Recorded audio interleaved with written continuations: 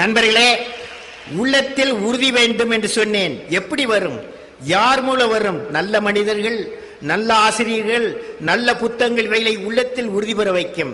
நாம் எக்காரியத்தையும் செய்யலாம், செய்ய முடியும், செய்து வெற்றி பெற முடியும் என்ற உறுதியும் நம்பிக்கையும் அளிக்கிறது.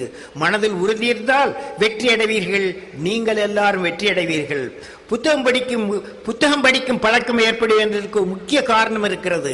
அது என்ன? அதாவது 2020க்குள் இந்தியா வளர்ந்த நாடாக மாற வேண்டும் லட்சியத்தை நாம் அடைய வேண்டுமானால் 54 கோடி இளைஞர்களின் பங்களிப்புடன் தான் அது சாத்தியமாகும். அறிவார்ந்த இளைஞர்கள் அனைத்து துறையிலும் இந்தியாவை முன்னேற்ற பாதையில் அழைத்துச் செல்ல நாம் தயார்படுத்த வேண்டும். இளைஞர்களது பொன்னான நேரம் திறமையை, அறிவை, ஆற்றலை பெருக்கும் விதத்தில் அமைய வேண்டும்.